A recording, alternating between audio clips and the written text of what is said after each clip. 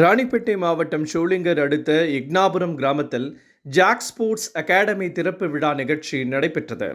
இந்த நிகழ்ச்சிக்கு அகாடமி இயக்குனர் கேசவன் தலைமை தாங்கினார்.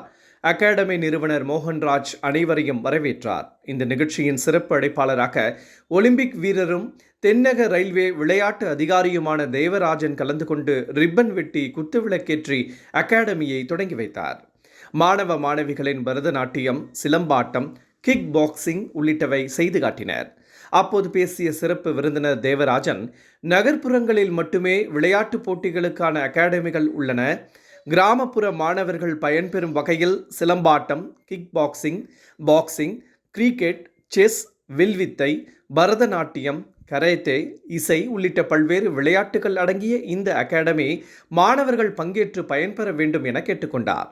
மேலும் விளையாட்டுத்துறை மூலம் சாதனைகள் செய்தால் அரசு வேலைவாய்ப்புகளில் எளிதில் கிடைக்க வாய்ப்புள்ளதாகவும், விளையாட்டோடு படிப்பு முக்கியம் எனவும், பெற்றோர்கள் தங்கள் பிள்ளைகளின் திறமையை கண்டறிந்து அவர்களை அந்தந்த துறையில் சிறந்து விளங்க மாணவர்களுக்கு ஒத்துழைப்பு தர வேண்டும் என்றும் கேட்டுக்கொண்டார். எல்லாருக்கும் எது வருதோ அவங்களுக்கு ஊக்கப்படுத்துங்க. அதே மாதிரி படிப்பு முக்கியம் தான். அதே நேரத்தில் விளையாட்டோட சேர்ந்த ஆரோக்கியம் ரொம்ப முக்கியமானது. நீங்க என்ன பாருங்க, ஸ்போர்ட்ஸ் பண்றவங்க ரொம்ப ஆக்டிவா இருப்பாங்க. பாத்தீங்களா, அந்த பையன் அந்த ஸ்டிக் பண்றதும் சரி, இந்த கிக் பாக்ஸிங் பண்ண அந்த குழந்தைங்களும் சரி, எவ்வளவு ஒரு தைரியமா இன்னைக்கு எல்லாருமே கத்துக்கணும்.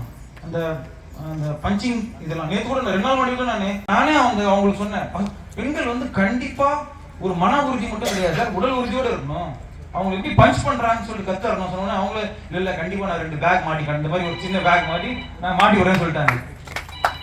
மேலும் மாணவர்கள் சிறப்பாக பயிற்சி பெற்று மாவட்டம், மாநிலம், தேசிய அளவிலும் உலக அளவிலும் சாதனை பெற வேண்டும் என்றும் வாழ்த்துக்களை தெரிவித்து கேட்டுக்கொண்டார்.